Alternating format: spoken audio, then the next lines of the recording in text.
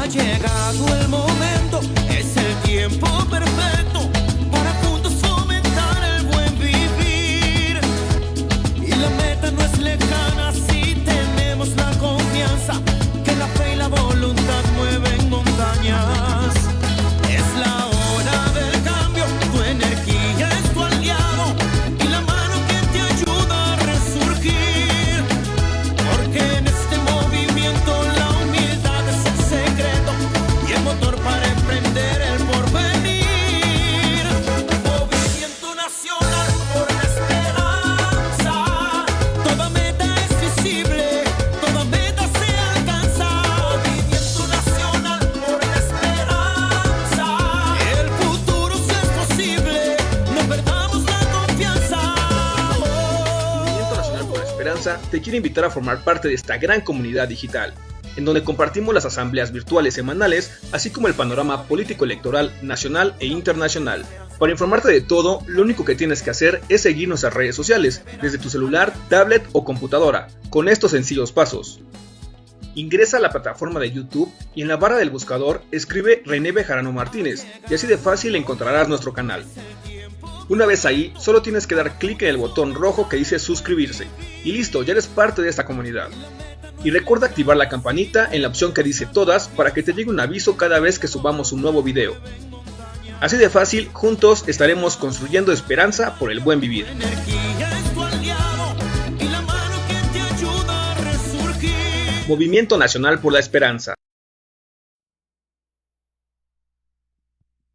Buenas tardes, compañeros y compañeras.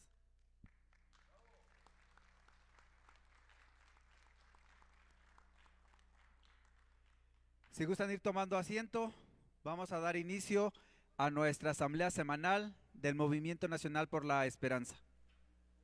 Nos acompañan aquí en el presidium el compañero Carlos Nieto de la alcaldía Tlalpan, de la alcaldía Gustavo Amadero, el compañero José Alfredo Jiménez, de la alcaldía Cuauhtémoc nos acompaña el compañero David Fucoy Fernández, desde el municipio de Coacalco de Berriozábal, en el Estado de México, nos acompaña el compañero Felipe Fernández, desde Tabasco nos acompaña la compañera Laura Díaz, del estado de Guerrero nos acompaña la compañera Soledad Hernández Mena, de la alcaldía Coyoacán el compañero Amado Robles, y como cada 8 días nuestro dirigente nacional, el profesor René Bejarano Martínez. Para iniciar con nuestra ronda de participaciones, le vamos a ceder el micrófono a nuestro compañero Carlos Nieto. Hola, gracias, buenas noches a todos. Bueno, vamos a hacer aquí algunos comentarios económicos. Y bueno, vamos a empezar por una nota en donde sale que algunos magnates mexicanos duplicaron su riqueza dentro de este sexenio. Pero bueno, en contrastante a ello, tristemente la pobreza extrema aumentó. Vamos a ver un poco a detalle a qué se refiere esto. Bueno, esto así lo señala Oxfam México por conducto de su directora ejecutiva Alejandra Haas. Pero bueno, primero veamos quién es Oxfam. Oxfam es un movimiento global que trabaja para combatir la pobreza y la desigualdad en más de 90 países. Y en un informe de fecha 24 de julio, el informe se llama Economuestra, y que mencionan que es tiempo de una economía para todos y todas. Y bueno, hablan que el aumento de estas fortunas no necesariamente significa mejora en la situación de vida de más del 40% de la población mexicana. Y bueno, esto pasa en otras partes del mundo, pero aquí se refiere a este porcentaje a la población mexicana. Dentro de América Latina, la región del mundo donde existe el mayor contraste entre el 1% más rico de la población y el 50% más pobre, simplemente los dos hombres más ricos de esta región o de América Latina muy conocidos por nosotros. Uno de ellos es Carlos Slim y otro es Germán Larrea, el primero y segundo hombre más rico de este país. Concentran más riqueza que la mitad pobre de toda la región, que es algo así como 334 millones de personas. Hablan de la fortuna de Slim, que asciende a más de 100.400 millones de dólares, más del doble del PIB de Bolivia o Paraguay y el doble de la inversión anual para salud pública en México. Aquí no incrementan la fortuna de Germán Larrea, que anda sobre los 30.200 millones, que bueno, de por sí ya está muy polarizado, con mucha diferencia. Y bueno, hablan de la cantidad de millonarios que existen en América Latina. Se menciona que en América Latina existen 98 millonarios que de manera conjunta tienen una riqueza de casi 500.000 millones de dólares, una cantidad similar al Producto Interno Bruto de Chile y Ecuador.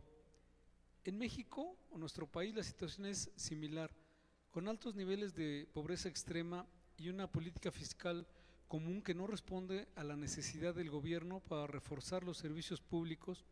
Básicamente estas son las causas o motivos que complican mucho más las posibilidades para las personas que en condición de pobreza y pobreza extrema vamos de salir de esta situación en la que se encuentran.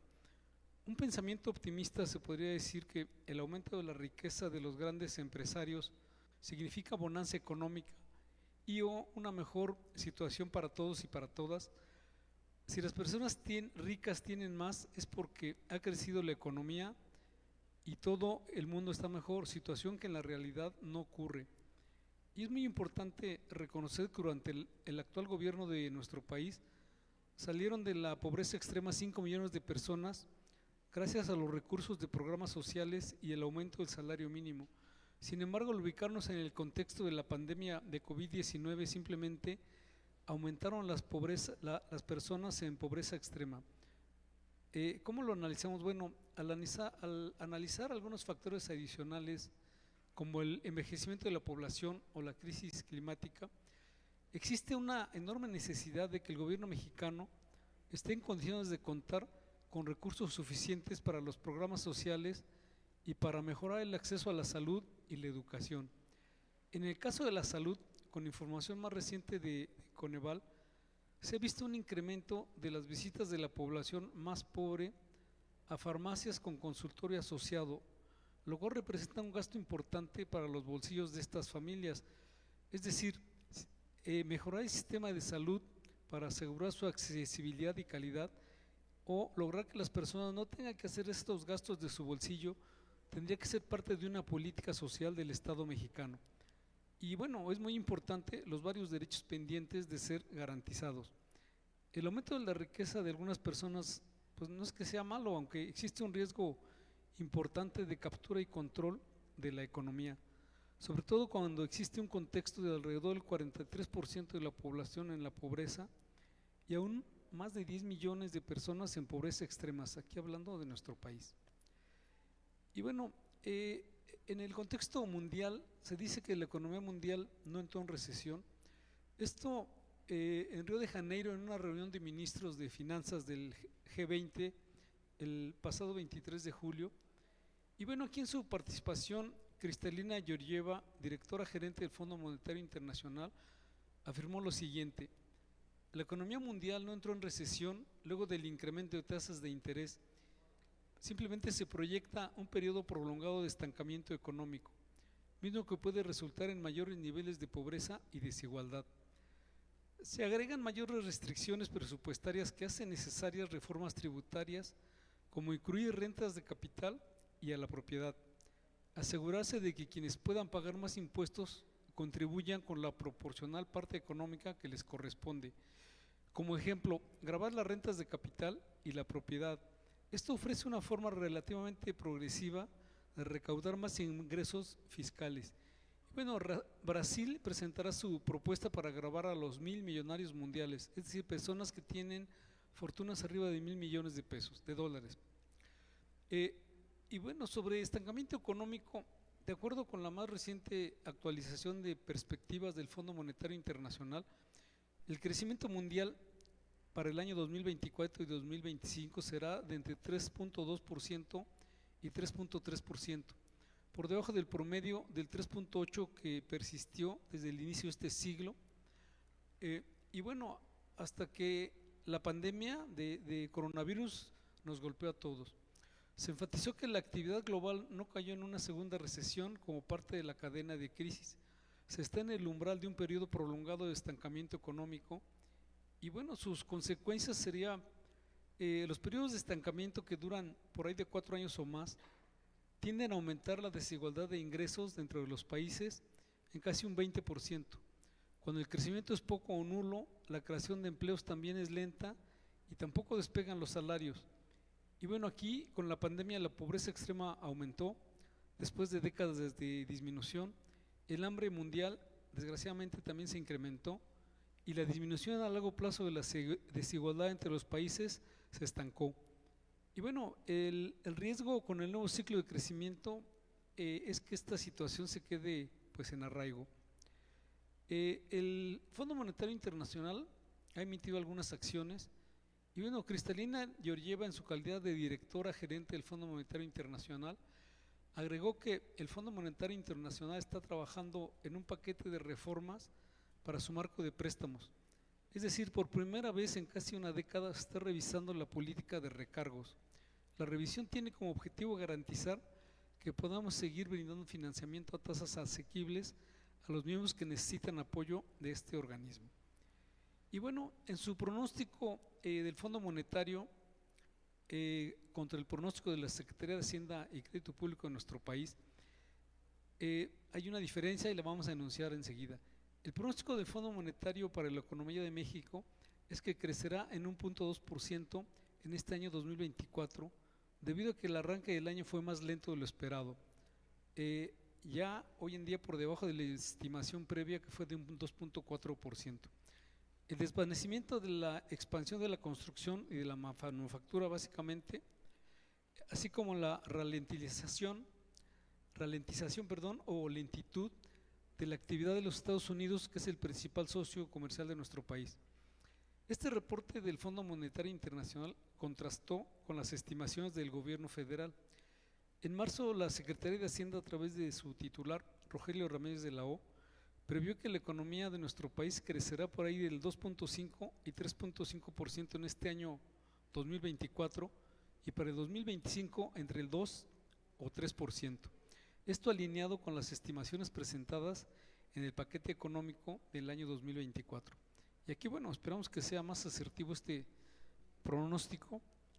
También el Banco de México ajustó en mayo por segundo trimestre consecutivo su pronóstico de crecimiento para una economía del año 2024 a una tasa puntual de 2.4 sobre el 2.8 que se tenía en febrero. Y bueno, con respecto a nuestra moneda, ha tenido demasiada volatilidad en este mes. Desde el 3 de junio ha habido mucha volatilidad. Al día de hoy, 29 de julio del año 2024, se encuentra en 18 pesos con 50 centavos por dólar. Pero bueno, esperamos información tanto de Estados Unidos como de nuestro país para este fin de mes. Y bueno, el tiempo ya nos dirá qué ocurre con esta situación. Hasta aquí el comentario. Muchas gracias. Muchas gracias, compañero Carlos Nieto. Ahora le cedemos el micrófono a nuestro compañero José Alfredo Jiménez de la Gustavo Amadero. Buenas noches a todas y a todos. Agradezco nuevamente que el profesor René Bejarano nos haya invitado a estar con él en esta mesa. Y desde aquí, bueno, queremos mandar un saludo a nuestros compañeros del Movimiento Nacional por la Esperanza, de la Gustavo Amadero, a nuestro líder en Gustavo Amadero, que es el profesor Helio Bejarano. Y bueno, comentarles que desde la Gustavo Amadero seguimos trabajando para seguir informando sobre las reformas que se están llevando a cabo por nuestros diputados y preparando la agenda de trabajo que se va a llevar a cabo a la entrada de la nueva jefa de gobierno, Clara Burgada, una tarea fundamental que debemos dar a conocer a nuestros ciudadanos, a nuestros vecinos, porque a través de esta agenda, que es una agenda muy puntual, que en su momento, bueno, se irá planteando yo creo que en estas reuniones, vamos a ir trabajando tema por tema y específicamente en Gustavo Amadero creo que tenemos una tarea fundamental que es la seguridad pública y el tema del agua. pues hasta aquí sería un comentario muy corto y agradezco la invitación. Muchas gracias, profesor. Buenas noches a todas y a todos. Gracias, compañero José Alfredo Jiménez. Y nos vamos hasta la alcaldía Cuauhtémoc y le cedemos el micrófono al compañero David Fucoy Fernández. Buenas noches, compañeras, compañeros. Un saludo desde la alcaldía Cuauhtémoc. Buenas noches, profesor. Muchas gracias por la invitación. Seguimos en la alcaldía Cuauhtémoc a la espera de saber los resultados que arroje la revisión al conteo de votos que se tiene que hacer en la alcaldía Cuauhtémoc, en los espacios distritales del Instituto Electoral. Aún están con las impugnaciones el equipo de Alejandra Rojo de la Vega, pero esperemos que la compañera Katy pues pueda remontar dentro de estos conteos. Sin embargo, bueno, pues los compañeras y compañeros del movimiento allá en la alcaldía Cuauhtémoc seguimos organizándonos, seguimos informando, como comentaba aquí el compañero de Gustavo Madero, acerca de pues lo que es el plan C y la reforma judicial, que es lo que la directriz y el esquema de trabajo que hemos seguido puntualmente desde aquí, desde nuestra dirigencia nacional del movimiento. Es por ello que acudimos como cada lunes aquí a ver el puntual análisis del profesor y además pues las directrices de nuestro movimiento en cada territorio que tenemos, las tareas, las y los compañeros de nuestro movimiento, pues seguir haciendo en nuestro territorio. Pues reciban este saludo de parte de las compañeras y compañeros del movimiento en la alcaldía Cuauhtémoc, un saludo al profesor también y a todos los compañeros que integran esta mesa. Muchas gracias, buenas noches, compañeros. Gracias, compañero David Fucoy Fernández. Ahora nos vamos hasta el Estado de México y le cedemos el micrófono al compañero Felipe Fernández. Muchas gracias, Miguel. Gracias, con su permiso, profe. Gracias por la invitación. Reciban un fuerte abrazo y un saludo de nuestra dirigente estatal, la compañera y diputada electa Celina Trujillo, quien hoy no pudo asistir, derivado de que, como bien sabemos, estamos a poquito más de un mes que ella tenga que ya ingresar a tomar su posición dentro de la Cámara local, y por tal motivo está siendo llamada constantemente al Estado de México, allá a Toluca. Sin embargo, aún con la actividad que tiene dentro del gobierno del Estado, se toma el tiempo suficiente para acudir a diversos municipios a realizar las tareas y encargos de parte de nuestro presidente nacional, el profesor René Bejarano, que nos encomendó el día de la Asamblea Nacional. Hay muchos avances, está la compañera y dirigente Celina está haciendo su trabajo, como ya bien todos lo sabemos, de manera fortalecida, y en Coacalco no hay la excepción. Vamos avanzando en las tareas que nos encargaron y seguramente la semana entrante aquí estará saludándonos, pero mientras reciban un saludo de parte de ella y a nombre de ella pues les comparto esta información. Muchas gracias. Muchas gracias, compañero Felipe Fernández. Y ahora nos vamos hasta Tabasco y le cedemos el micrófono a la compañera Laura Díaz. Muchas gracias. Buenas noches, compañeras y compañeros. Con la 4T se cambió la forma de gobernar y la forma de ver y llevar la economía de nuestro país. El desarrollo económico dejó de ser solo para unos cuantos y hoy se busca y se obtiene el beneficio para todas y todos. Se continúa erradicando el modelo neoliberal que duró más de 36 años bajo el sello de la corrupción y de la desigualdad. Y hoy en día el humanismo mexicano ha demostrado que con honestidad se alcanza para más y para todas y todos. Con el humanismo mexicano se ha aumentado el empleo, el peso se fortaleció, se disminuyó la pobreza, así como la desigualdad. Es por ello que uno de los principales ejes en este gobierno será la planificación de los proyectos de obra pública y obra social, que seguirán beneficiando principalmente a los que menos tienen. Soy tabasqueña y puedo confirmar que desde 2018 se ha invertido en el sureste más que nunca. Obras como el Tren Maya, la refinería Dos Bocas, han catapultado nuestra economía regional. Es importante señalar que aunque ha habido mucha obra pública, los mecanismos existentes se pueden mejorar escuchando a los municipios y a sus habitantes y atendiendo así sus problemáticas de forma muy particular y específica. Los proyectos deben seguir los principios de honestidad de la 4T. Se deben atender criterios de cada una de las localidades, como lo son su clima, su tipo de suelo, su población objetivo, población específica, entre otros. En medida de lo posible, se tiene que fomentar y garantizar la economía regional, lo que significa que el beneficio a las comunidades debe comenzar desde antes de colocar la primera piedra. También es importante priorizar que la adquisición de los materiales a utilizar e implementar sean adquiridos en medida de lo posible en la misma región, y así también como la mano de obra que incluye a los trabajadores locales y que estos deben recibir un salario justo y digno, con todas las prestaciones de ley, así como se ha garantizado a través de este gobierno. Agradezco la atención. Buenas noches. Muchas gracias, compañera Laura Díaz. Ahora nos vamos hasta Coyoacán y le cedemos el micrófono al compañero Amado Robles. ¿Qué tal? Buenas noches, compañeras, compañeros. Muchas gracias a todos aquellos que nos siguen a través de las redes sociales.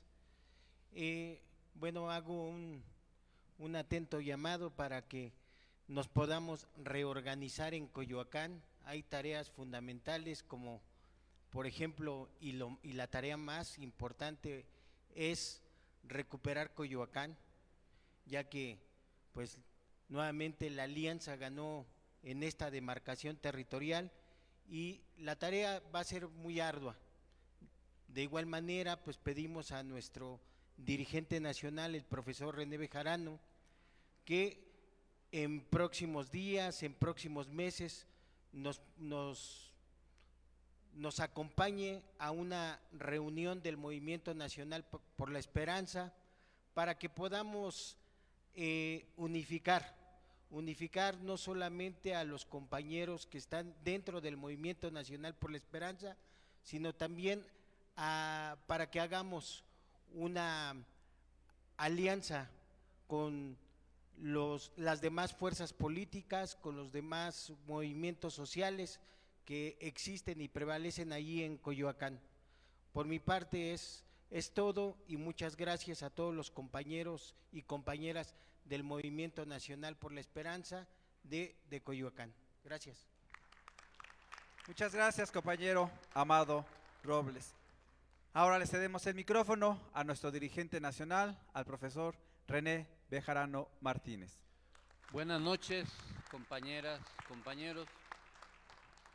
Me da mucho gusto estar aquí con todas y todos ustedes, como cada lunes, en la Asamblea Semanal del Movimiento Nacional por la Esperanza, en esta ocasión correspondiente al lunes 29 de julio del año 2024. Gracias a todas las personas que se conectan a través de las redes sociales a esta transmisión, así como a las y los líderes que nos acompañan en el Presidium de Tlalpan, Gustavo Madero, de la Cuauhtémoc, del Estado de México, de Guerrero, de Tabasco y de Coyoacán, además de las compañeras y compañeros que están aquí en la Asamblea, de la Benito Juárez, del Estado de México, de Tlaxcala, de Guerrero, etcétera. Muchas gracias, compañeras y compañeros. Hay muchos temas que mencionar.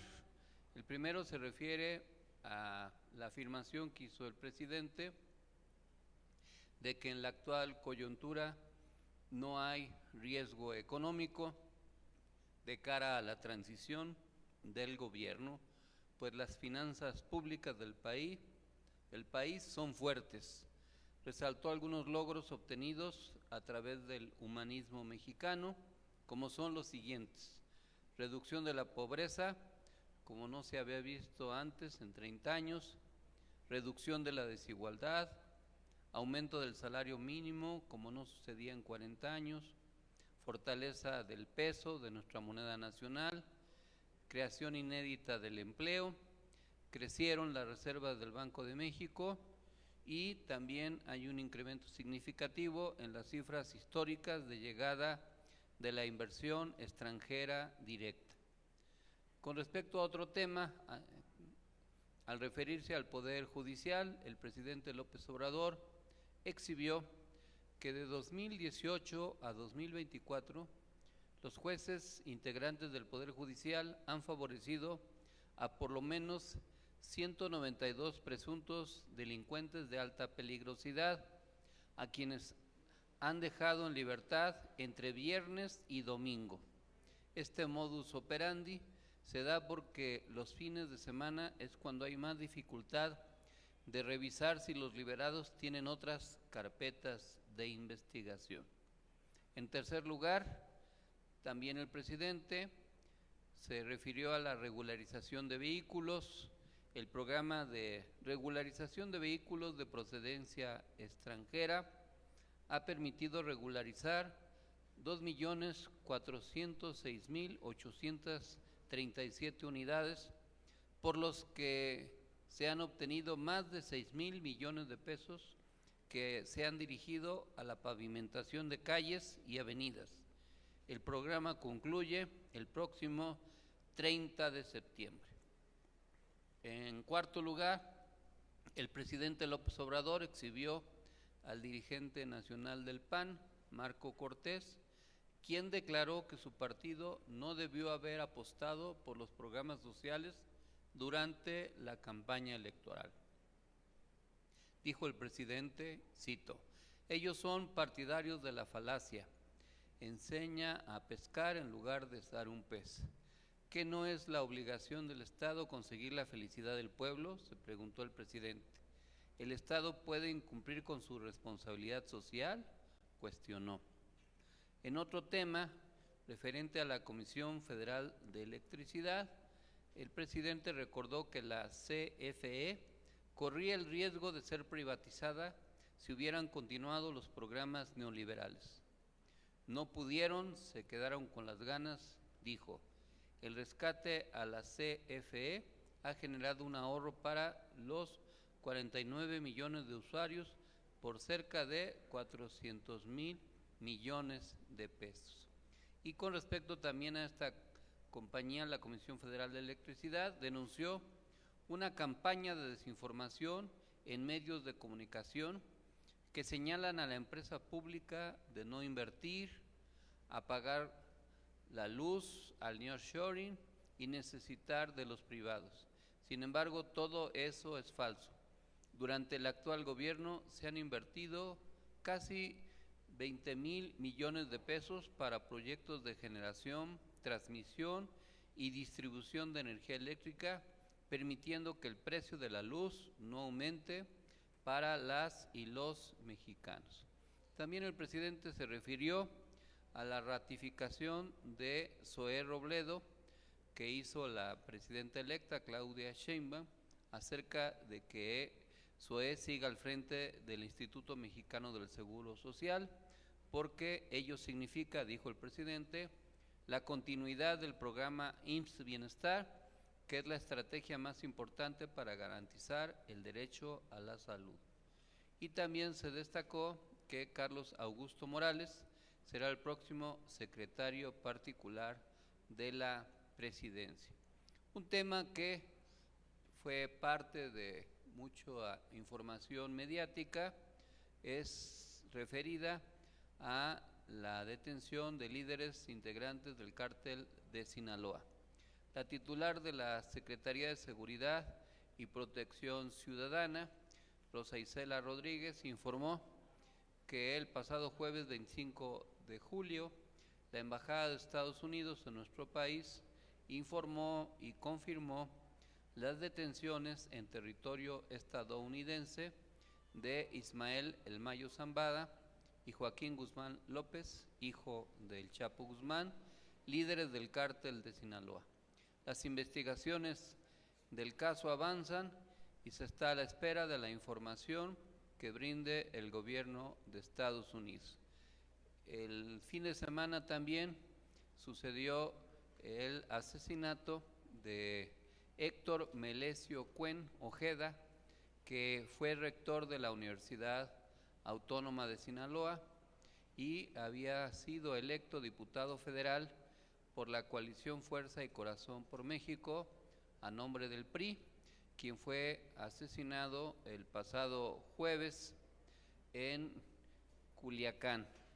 Todos estos hechos pues fueron parte del debate que hubo durante la semana.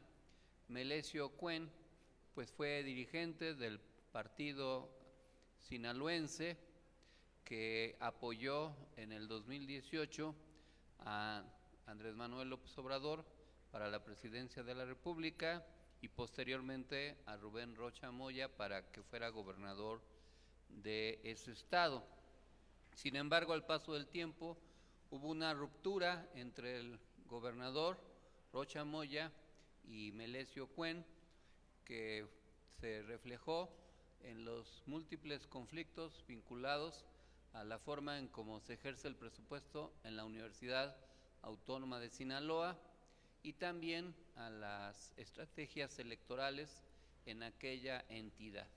Melesio Cuen había mantenido cierto nivel de rigurosidad con respecto al gobierno estatal y también el gobernador se había referido a esa fuerza política de una manera poco cordial. Melesio Cuen mantenía o tenía protección de la Guardia Nacional, que le fue insólitamente retirada, y eso facilitó su asesinato. A decir de la Fiscalía de la entidad, su muerte se debió a un intento de asalto para despojarlo de su camioneta.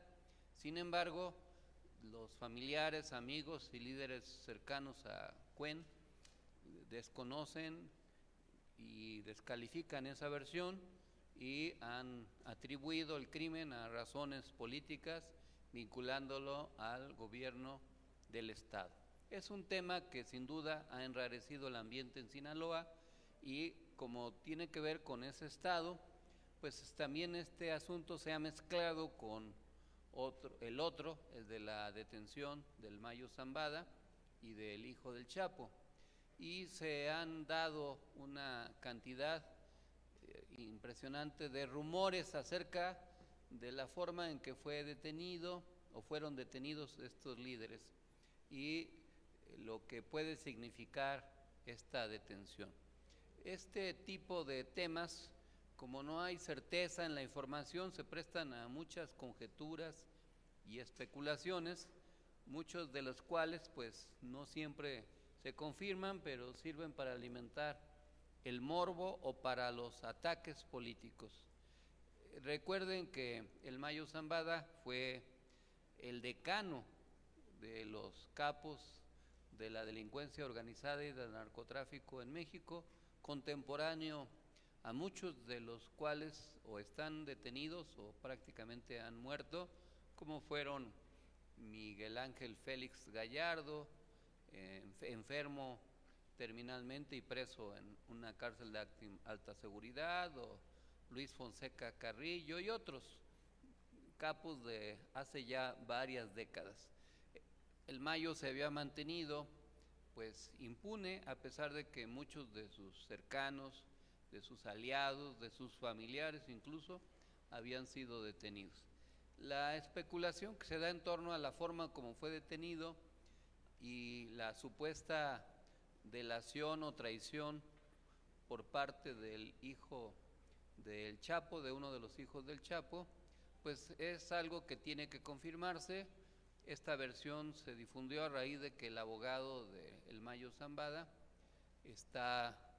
declaró esta versión, y también pues es un asunto que puede tener muchas implicaciones dependiendo de la actitud del delincuente. Generalmente en Estados Unidos pues se negocia con ellos para supuestos beneficios o garantías de impunidad, que es difícil que se pueda conseguir en este caso, primero porque el Mayo es un hombre de avanzada edad y con evidentes estragos de enfermedades graves que lo muestran pues con un semblante enfermizo, con pérdida de peso, etcétera, y pues su esperanza de vida y más aún en prisión pues se reduce significativamente.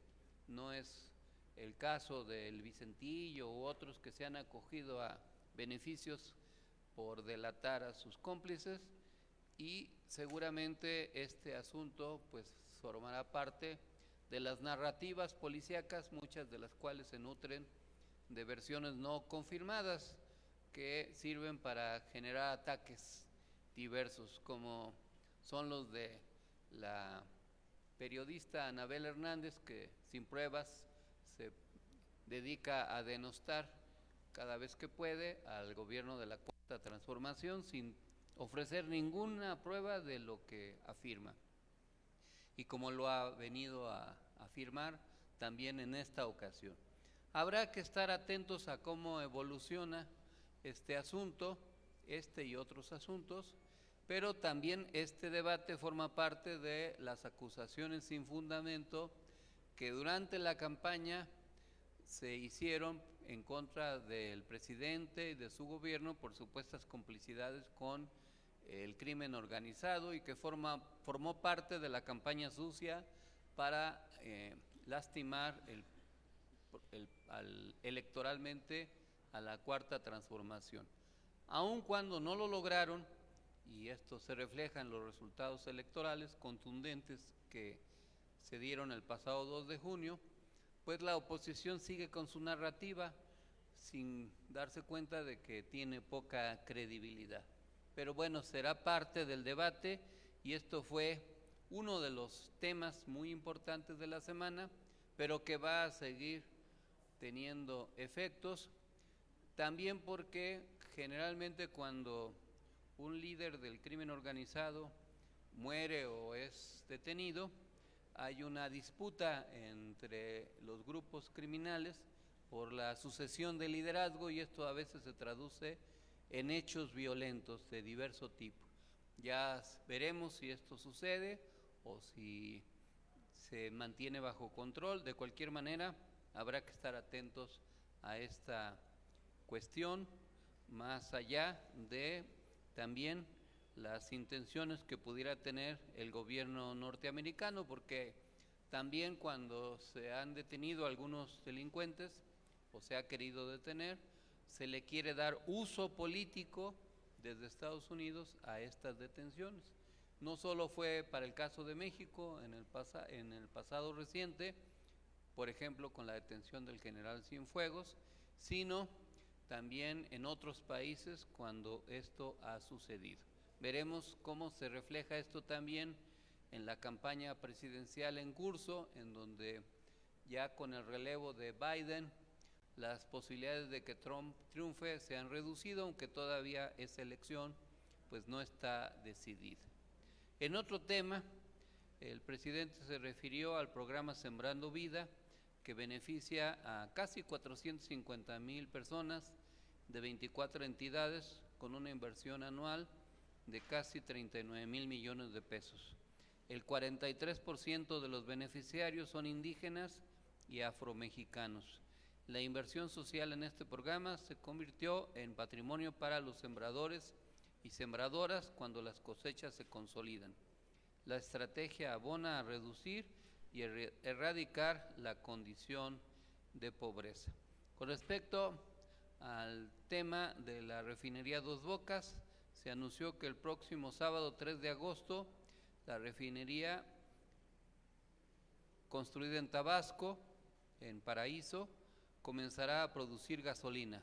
Se estima que alcance entre 250,000 y 260,000 barriles diarios de producción. El presidente también denunció que en el Poder Judicial ya se están repartiendo los fondos de los fideicomisos para que cuando se concrete la reforma judicial ya no tengan recursos. El mandatario urgió a la Secretaría de Hacienda y a la Auditoría Superior de la Federación que revisara este caso. También, como ya lo comenté, el presidente solicitó al gobierno norteamericano un informe más completo acerca de los datos relevantes para que expliquen la detención de el Mayo Zambada. El presidente felicitó a las arqueras mexicanas Alejandra Valencia, Ana Paula Vázquez y Ángela Ruiz por obtener la medalla de bronce en tiro con arco en los Juegos Olímpicos de París 2024, y ya veremos cómo nos va en otras disciplinas deportivas. Un tema que pues es importante por las implicaciones que tiene, se refieren a las elecciones en Venezuela. Estas elecciones han dividido a la comunidad internacional en tres grandes bloques por las opiniones que expresan con respecto al resultado electoral. Según el órgano electoral estatal, el candidato Nicolás Maduro obtuvo 5.150.092 votos, que representan un 51.20%, en tanto que el aspirante de la oposición, Edmundo González, se dice obtuvo 4.445.978 votos, con un porcentaje del 44.02%, y otros candidatos, tres más, obtuvieron cada uno 5%, lo que sumado representa 462.000 votos. Este resultado a nivel internacional ha tenido tres tipos de respuestas. Los gobiernos más cercanos o aliados al régimen de Nicolás Maduro, bolivariano, pues anunciaron su congratulación y su felicitación a los resultados electorales. Es el caso de Nicaragua, de Cuba, de Bolivia, de Rusia, entre otros, que son gobiernos muy cercanos a la posición política que representa el gobierno del Partido Socialista Unificado de Venezuela. Una posición totalmente crítica o contraria son la de algunos países que han señalado un supuesto fraude electoral y han pedido que se esclarezcan los cómputos, o han prácticamente señalado un supuesto triunfo de la oposición. En este bloque, con matices, se encuentra el gobierno de Uruguay, de Argentina, de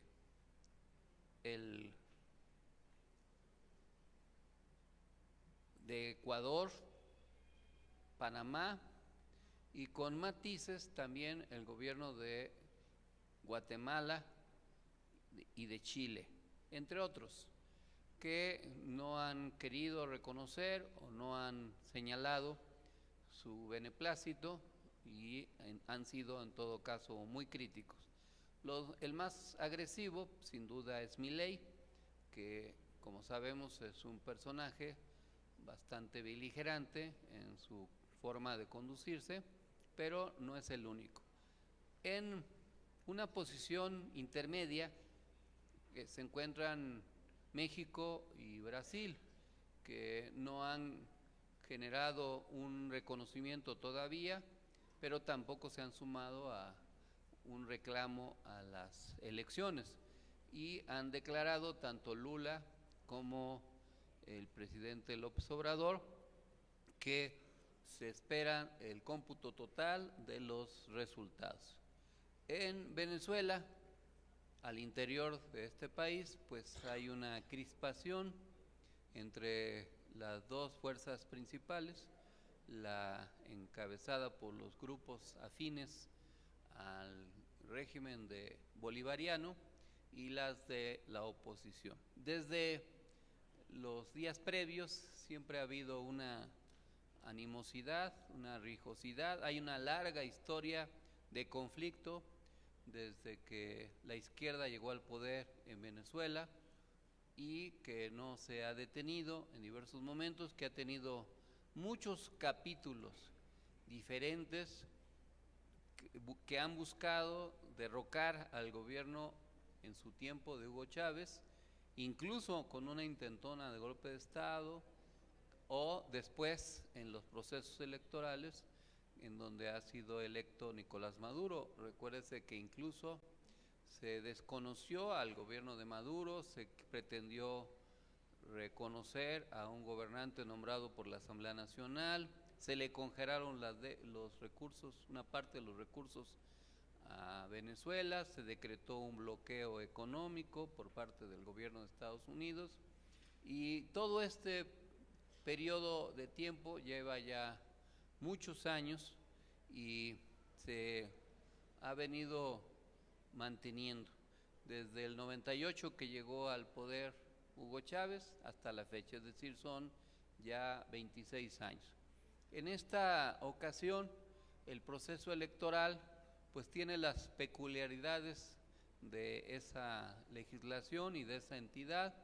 El gobierno venezolano se ha tenido que defender emitiendo diversas resoluciones a través del Tribunal de Justicia o de los órganos electorales para limitar, por ejemplo, la intervención de, entre comillas, observadores extranjeros no acreditados, o no permitir la competencia de algunos candidatos vinculados a actos subversivos para debilitar al gobierno. Hay una narrativa compleja desde antes de la elección, durante la elección y ahora después. Por un lado, los partidarios del gobierno de Venezuela reclaman el triunfo, señalan que esos resultados son inobjetables, que son irreversibles, y afirman que se respetó la voluntad popular. En Venezuela hay una alianza cívica militar y hasta la fecha pues las Fuerzas Armadas de Venezuela, que han sido leales a la revolución bolivariana, se mantienen en ese estatus, no hay variación. Y hay en Venezuela una estructura de movilización que le llaman los colectivos, que también están actuando para defender el triunfo de Nicolás Maduro. Sin embargo, a lo largo de la jornada electoral y desde ayer y hasta hoy, la oposición ha reclamado el triunfo. Según los datos que ha ofrecido la oposición, supuestamente habrían logrado alrededor del 60% de los votos. Según la narrativa, ellos han ganado todos los estados de la nación y se ha cometido un fraude enorme. Y han iniciado un ciclo de movilizaciones que en algunos medios se han difundido ampliamente, sobre todo por el derribo de algunas estatuas en honor de Hugo Chávez y que emulan la caída del gobierno de Saddam Hussein en Irak en su tiempo, que no tiene nada que ver, pero que son imágenes que se utilizan recurrentemente. Llama la atención que durante la jornada electoral sí hubo una acción concertada desde gobiernos constituidos en contra del gobierno de Venezuela. Sí hubo una conspiración para tratar de ilegitimar los resultados, y eso se expresó también en que hubo un ataque cibernético al sistema electoral durante la jornada y el cómputo, lo cual ocasionó un retraso, no muy grave, pero al fin y al cabo un retraso en la emisión del resultado. Hay que ver cómo evolucionan los acontecimientos. Los gobiernos de los países que critican la elección han llamado a que la OEA intervenga. Sin embargo, como debemos recordar, la OEA es un órgano controlado por Estados Unidos, utilizado para intervenir en contra de gobiernos progresistas. Y por esa razón, tanto Cuba como después Nicaragua y aún Venezuela, pues han tomado distancia y prácticamente no han permitido la injerencia de la OEA como lo han hecho en otros países. Este es un primer dato. Por otro lado, la intervención extranjera pues se ve complicada, no se ve fácil en un país, porque en una época electoral como la hay en Estados Unidos, y además con dos conflictos bélicos en la geopolítica como es el de Ucrania y el de la Franja de Gaza, abrir un frente de guerra en el continente pues sería todavía más riesgoso, además de que pues sería una guerra en contra de un Estado legítimamente constituido y pues tendría repercusiones diversas que no se pueden predecir, porque además hay un ejército movilizado y puede detonar un conflicto superior al que hasta ahora se tiene. Puede valorarse lo que ha pasado también desde una perspectiva de cómo se valora el tipo de democracia que los derechistas defienden, pero también cómo esta concepción se ha ido desgastando porque no siempre han sido congruentes con su prédica. La derecha critica los procesos democráticos cuando no le conviene, cuando los resultados no le favorecen, pero convalida fraudes o incluso golpes de Estado y conspiraciones diversas para desestabilizar gobiernos progresistas.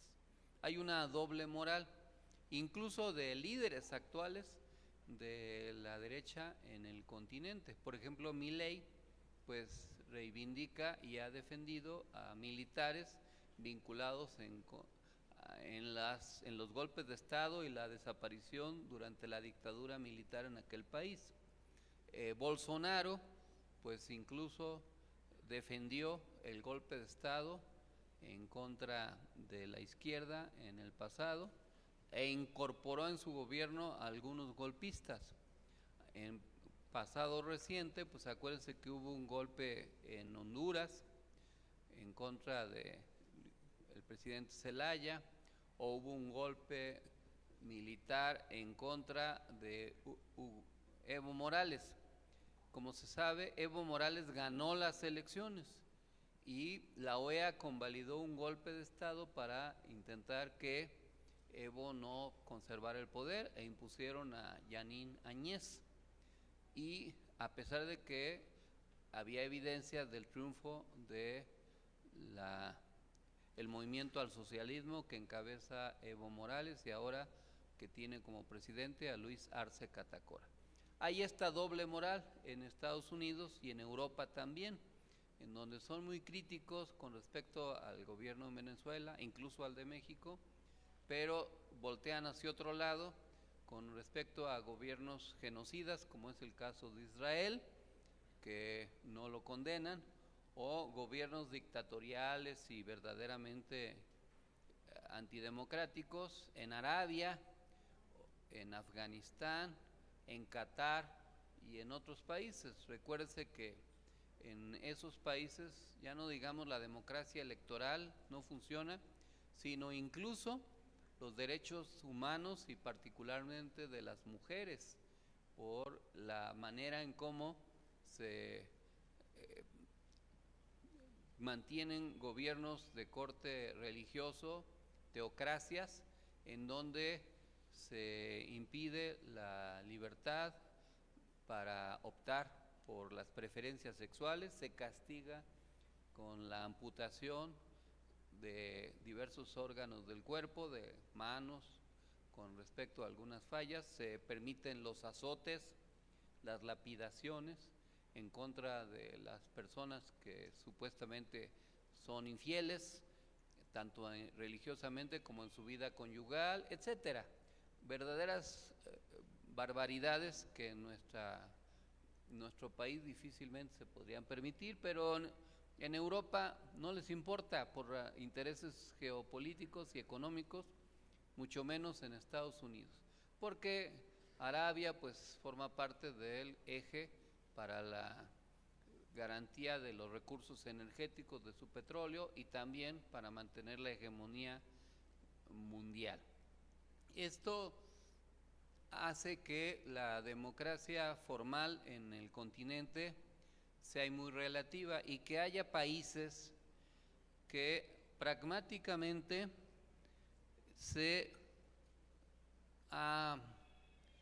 han radicalizado para no respetar las normas de la democracia formal que existen en algunos países y que les permiten mantener un sistema político distinto. El caso prototípico en el continente pues es Cuba, en donde hay un sistema de partido político único, en donde hay una democracia diferente, basada en elecciones distintas, pero no en el multipartidismo ni en la manera en cómo se mantiene ese sistema político.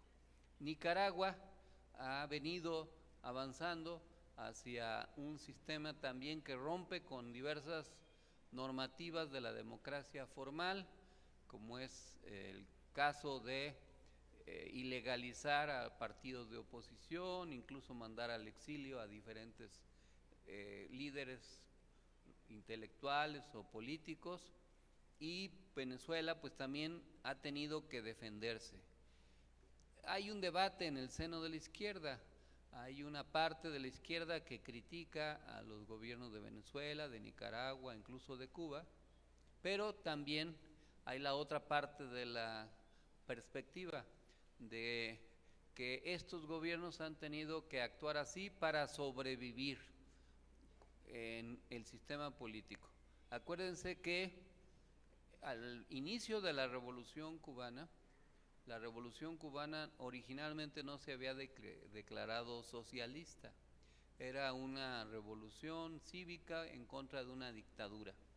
Fue a raíz de la intervención militar que impulsó John F. Kennedy en la Bahía de Cochinos, allá en 1961, intervención militar fallida porque fue un fracaso militar para Estados Unidos, a raíz de la crisis de los misiles que hubo durante aquel año, que el gobierno de Fidel Castro se radicalizó, se declaró socialista y empezó a hacer un conjunto de reformas que llevaron al sistema político cubano, que es el que actualmente ha sobrevivido a pesar del bloqueo. En algunos países que se han atenido a las formalidades de la democracia formal que defienden otros países, pues la izquierda a veces ha sido víctima de los abusos desde Estados Unidos o de otros países o de poderes fácticos económicos nacionales o extranjeros para desconocer los resultados legítimos de elecciones diversas. Ya mencioné el caso de Bolivia, en donde ganó Evo Morales, pero hubo un golpe de Estado para deponerlo. Ya mencioné el caso de Honduras, donde gobernaba Zelaya y hubo un golpe de Estado que llevó incluso a un narcoestado y impidió que continuara el cambio democrático en aquel país. Pero no es la única experiencia. Hay otras maneras que también se han utilizado, como los llamados golpes blandos, que son campañas de desprestigio, procesos judiciales o parlamentarios para burlar el resultado electoral en aquellos países. Por ejemplo, en Paraguay hubo un golpe blando parlamentario para deponer al obispo Lugo, que era un gobernante de izquierda, o bien en Ecuador, a raíz de la traición del gobernante Lenín Moreno, se ha impuesto pues a gobernantes de la derecha, o se depuso mediante una mayoría parlamentaria al presidente Pedro Castillo en Perú, como tres ejemplos. Y entonces viene la pregunta, ante la doble moral de la derecha, que cuando gana pide respeto a las reglas de la democracia formal, pero cuando pierde las violenta, como es el caso de México también, porque en México el fraude electoral que cometió el PRI en el 88 y muchos fraudes electorales, pues los convalidaron en ese entonces la clase política. El fraude electoral del 2006 o el del 2012, pues lo convalidaron tanto el PRI como el PAN. Y ahora, con una ventaja enorme de 2-1, critican el triunfo de López Obrador y no condenan las atrocidades de gobiernos en el continente y solo critican a los gobiernos progresistas. Cuando suceden atrocidades por parte de la derecha, por ejemplo, la vulneración de los derechos humanos que comete Milei, la anulación de diversos beneficios sociales, pues la derecha se voltea a otro lado, incluso el intento de disolver al Parlamento en Argentina o la campaña para que no se apruebe una nueva constitución en Chile. La izquierda, ¿qué tiene que hacer? ¿Atenerse a las reglas de la democracia formal siempre o también defenderse aún en caso de que algunas de las reglas de la democracia formal no se respeten? Por ejemplo, en México estamos ante el llamado Plan C. El PAN y el PRI en 2008 aprobaron la reforma constitucional para que hubiera una sobrerepresentación en la Cámara de Diputados de los partidos, pero no de las coaliciones. Y así se calificaron las elecciones del 2012, del 2009, del 2015, del 2018, 2021, con esas reglas, porque no había posibilidad de que una fuerza política partidista o una coalición tuviera mayoría calificada. Ahora la derecha critica lo que aprobó cuando algunos partidos, que son el Verde, Morena y el PT, pueden tener una sobrerepresentación, cada uno por su lado, no mayor al 8%, pero que sumados representan un porcentaje superior. Bueno, eso dice la ley.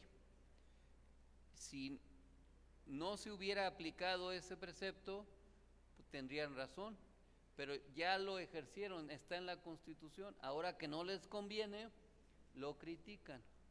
Vamos a suponer, como lo intentaron, pero vamos a suponer que el Tribunal Electoral pudiera emitir un fallo para desconocer el triunfo de López Obrador. Imagínense una barbaridad de ese tipo. Era lo que querían hacer en la elección más reciente. En la elección más reciente, la derecha buscó que la diferencia entre Claudia y Xóchitl fuera pequeña, para luego anular las elecciones. Por eso, Norma Piña propició reuniones en casa del ministro Juan Luis González Alcántara y Cantara en Carrancá con los integrantes del Tribunal Electoral Federal y la dirigencia del PRI, Alito Moreno. ¿Para qué?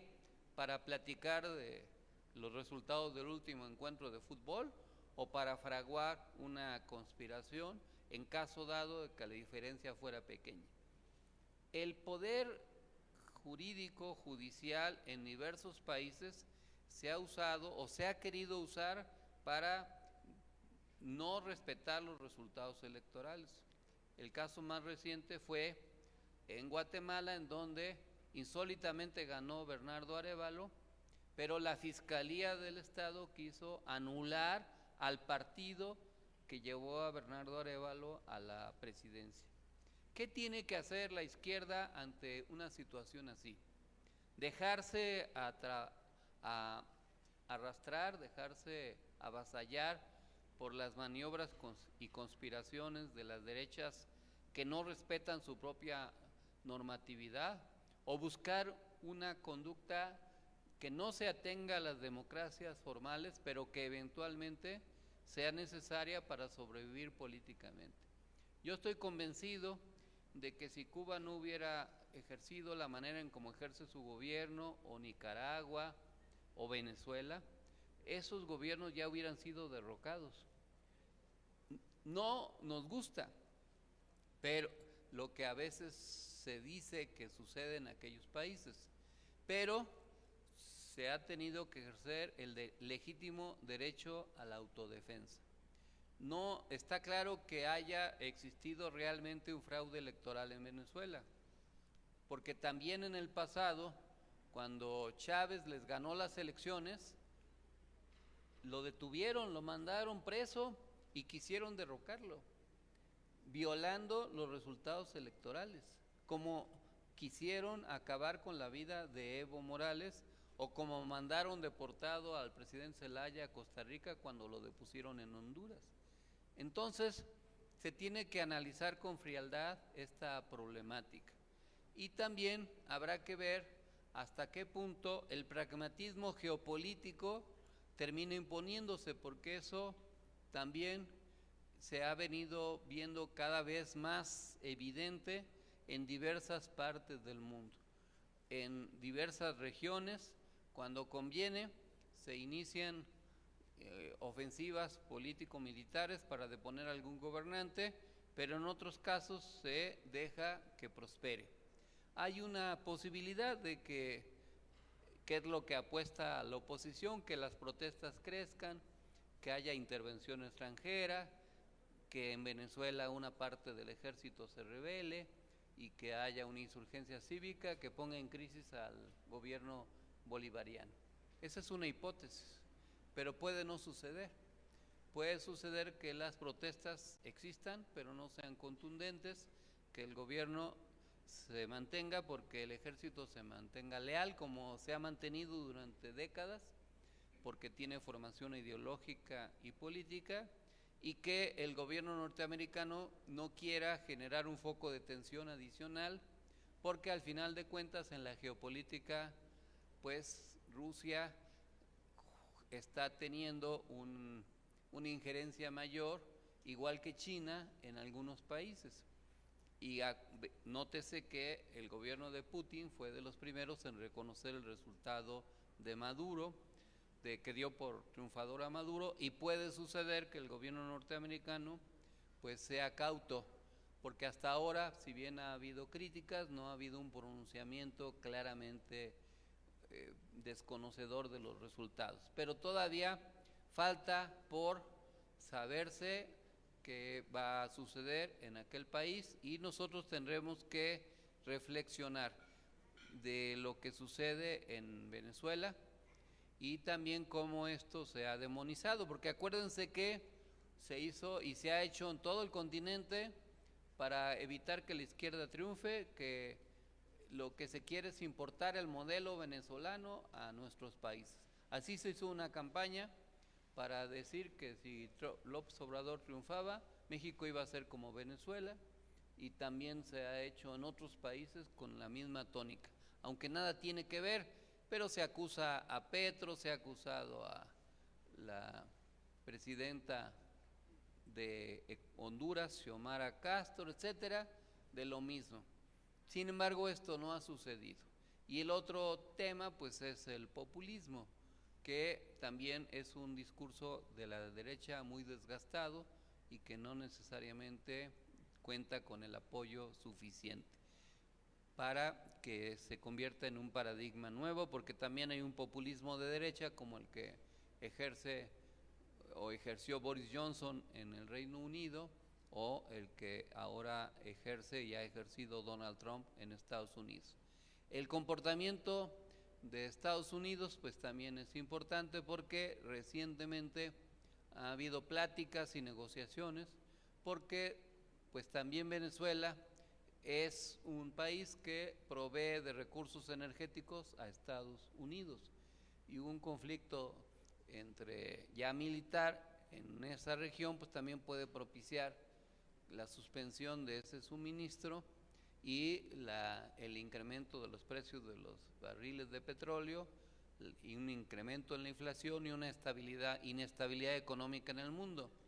Quizás lo que pase es que sean algunas semanas o meses de cierta inestabilidad, como ha habido en el pasado, pero no se descarta también acciones más radicales de desestabilización.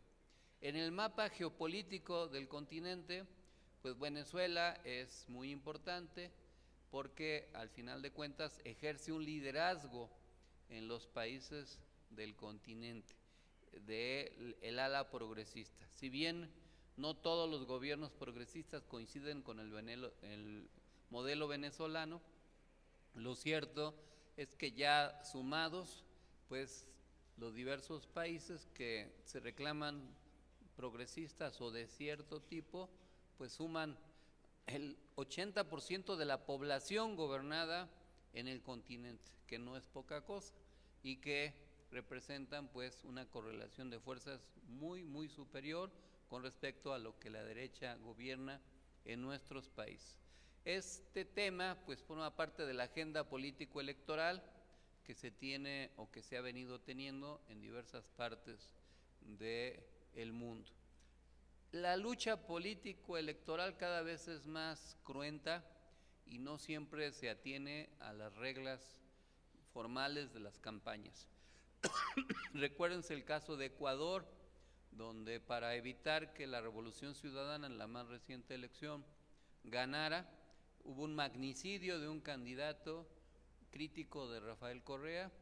Después de que esto impactó en las elecciones, se descubrió que habían sido algunos sicarios contratados para asesinarlo, que fueron detenidos y encarcelados, pero luego algunos asesinados en la propia cárcel o dejados escapar, y nunca se conoció a los autores intelectuales, pero sí a los beneficiarios de ese magnicidio, que es precisamente el gobierno actual de Noboa.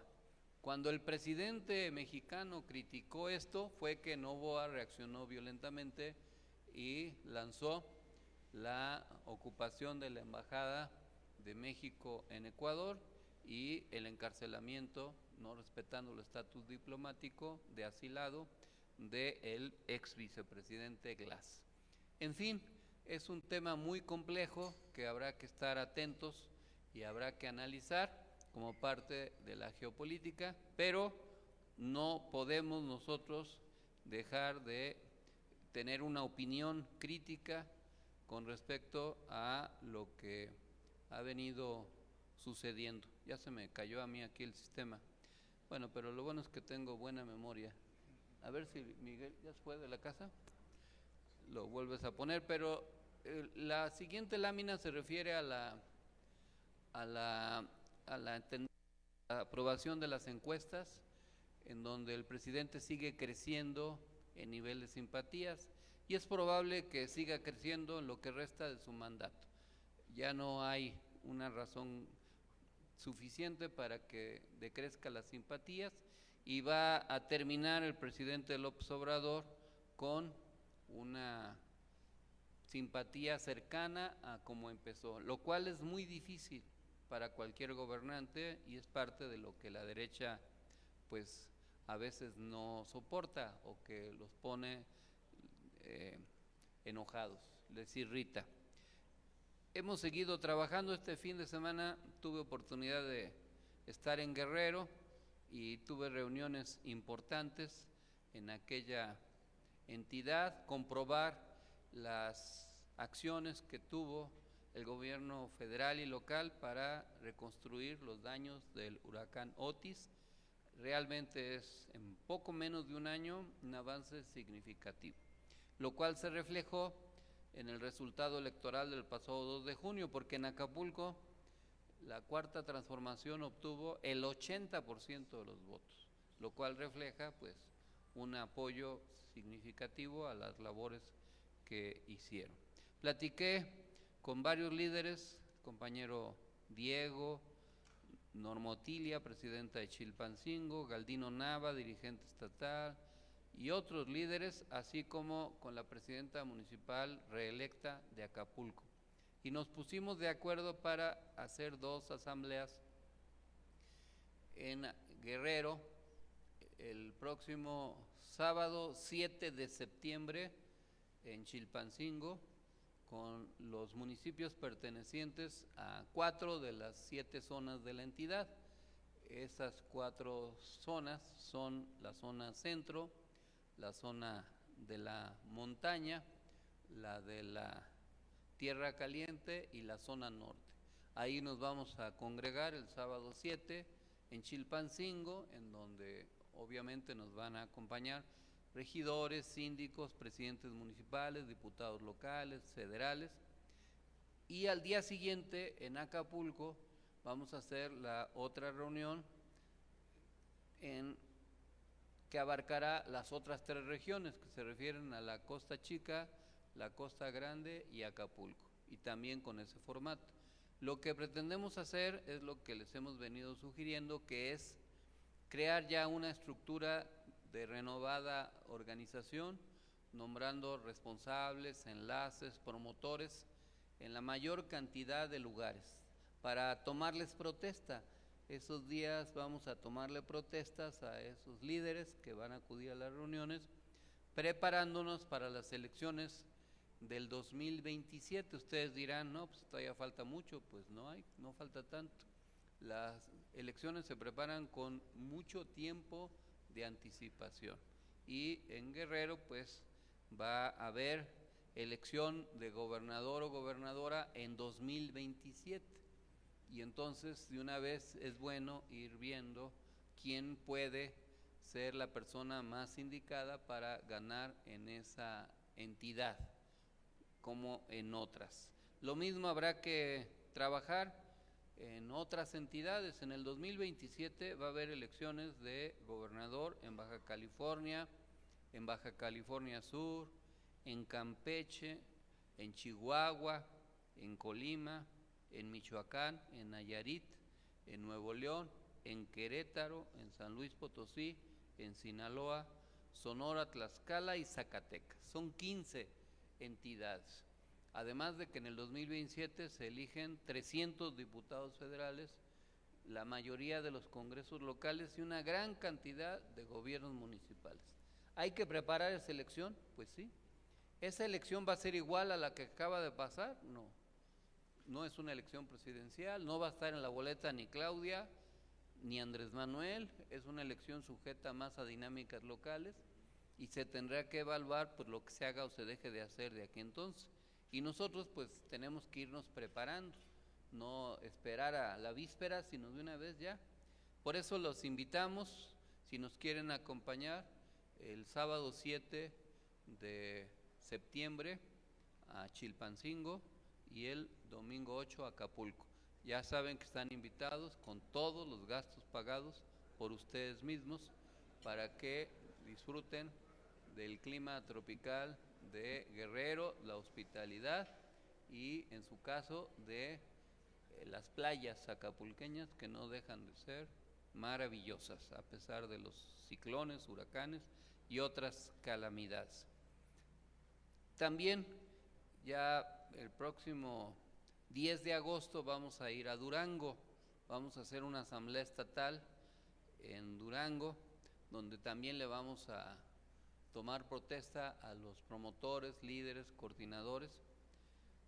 En principio estamos convocando en ese lugar, en la finca Real Victoria, ahí en Durango. Sin embargo, a lo mejor tenemos que cambiar de lugar porque hay una lista de asistentes que rebasa el cupo de esa finca, y a lo mejor nos vamos a un salón más grande. Pero bueno, independientemente del lugar, va a ser ahí en Durango, y el objetivo es igual, tomarle protesta a los líderes, porque allí en Durango hay elecciones municipales el año que entra, no es hasta el 27. Ahí se eligen gobiernos municipales el próximo año. Y no debemos repetir la historia de lo que nos pasó hace 6 años, en el 2019. Acuérdense que en el 18 López Obrador se ganó la mayoría del Congreso local, de los diputados federales, igual que ahora. Ahora se ganó la mayoría del Congreso local, 3 de los 4 distritos federales, etcétera. Pero no hubo correspondencia entre el resultado del 18 con el del 19.